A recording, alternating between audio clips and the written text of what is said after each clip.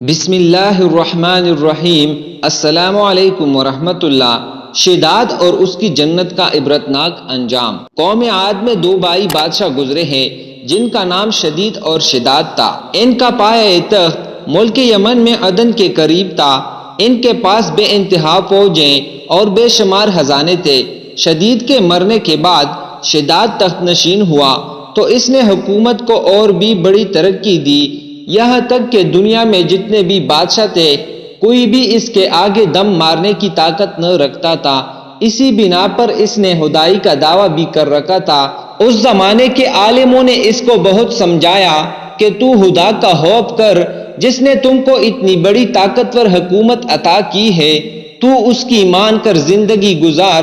اس نے کہا کہ جو دولت و ثروت اور حکومت و عزت اور طاقت و حشمت جو مجھے حاصل ہے، اللہ کی عبادت کرنے سے اور کیا حاصل ہوگا؟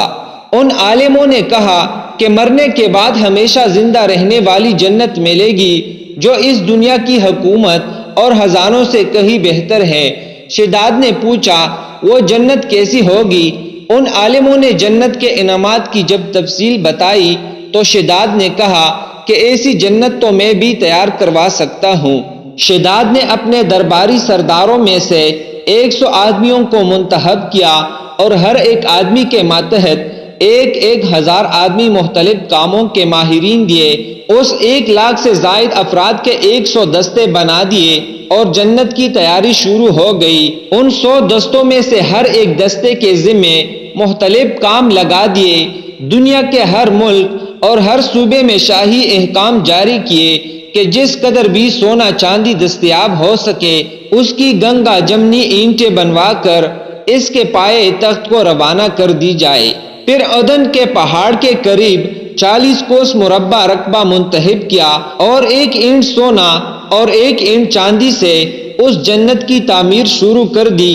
دیواروں کی بلندی 5 گز رکھی گئی۔ اس چردیواری کے اندر 1000 محل تیار کروائے گئے۔ ہر محل میں 1000 ستون رکھے گئے۔ تمام ستون میں جواہرات سے میناکاری کروائی گئی۔ ہر محل کے نیچے ایک نہر جاری کروائی گئی۔ نہروں کے کنارے مصنوعی درخت لگوائے گئے جن کی جڑیں سونے کی، شاخیں اور پتے زمرد کے اور پھول اور پھل سچے موتیوں اور سرخ یاقوت اور دوسری قسم کے جواہرات کے بنا کر لٹکائے گئے۔ دیواروں کو مشک و زعفران اور عنبر و گلاب کے ساتھ محلول کر کے سونے کے پانی کے ساتھ میناکاری کرائی گئی۔ خوبصورت اور خوش آواز جانور اس جنت میں چھوڑے گئے اور اس جنت کے چاروں طرف 1000 سونے اور چاندی کے چبوترے بنوائے تاکہ ان میں بیٹھ کر چوکیدار اپنی چوکیداری کیا کرے۔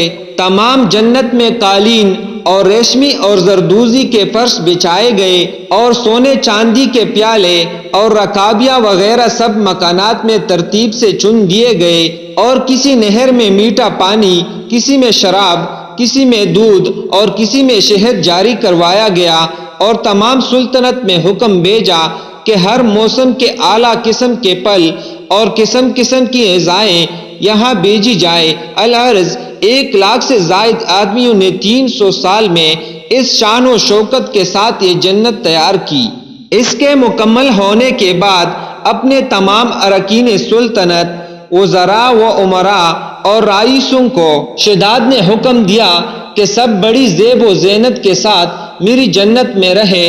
خود بھی اپنی جنت کو دیکھنے کی غرض سے بڑی شان و شوکت سے اپنی فوج کو ساتھ لیا اور بڑے غرور و تکبر کے ساتھ بڑے اعلیٰ گھوڑے پر سوار ہو کر دارالخلافہ سے جنت کی طرف روانہ ہوا۔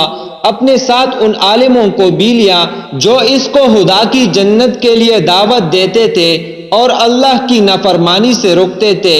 راستے میں عالموں سے کہا تم اسی بحثیت کی خاطر مجھ کو کہتے تھے کہ میں کسی دوسرے کے سامنے سر جھکاؤں اور ذلیل ہو جاؤں۔ اب میری قدرت اور تمہارے خدا سے بے نیازی تمہیں اچھی طرح معلوم ہو جائے گی۔ اس شان و شوکت کے ساتھ جو ہی شداد نے جنت کے دروازے میں قدم رکھا، گھوڑے کا ایک قدم دروازے کے اندر تھا اور دوسرا ابھی باہر ہی تھا کہ آسمان سے ایک ایسی کڑکدار آواز آئی اور تمام ساتھی ہلاک ہو گئے، اور شداد بھی گھوڑے سے گر کر 900 سال کی عمر میں لاکھوں حسرتوں کے ساتھ اپنی جنت دیکھے بغیر ہلاک ہو گیا، اور اپنی بنائی جنت کے دیکھنے کی کروڑوں حسرتیں اور تمنائیں دل ہی دل میں لے کر اس جہان فانی سے ذلیل و ناکام ہو کر چلا گیا۔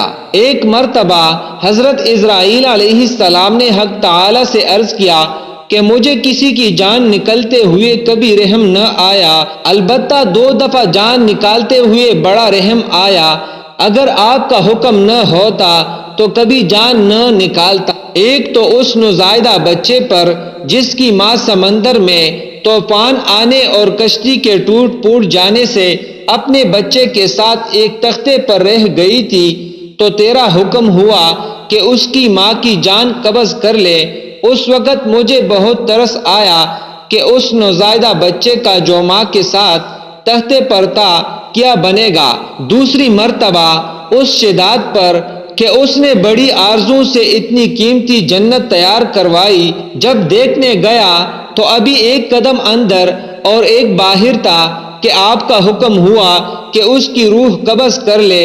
حق تعالی نے ارشاد فرمایا کہ یہ شداد بادشاہ وہی لڑکا تھا جس کی سمندر کے طوفان میں تختے پر بغیر ماں کے حفاظت کی، اور بغیر ماں باپ کے نہ صرف پرورش کی بلکہ نامساعد حالت میں حفاظت فرما کر بادشاہت کے اتنے اونچے درجے پر پہنچا دیا۔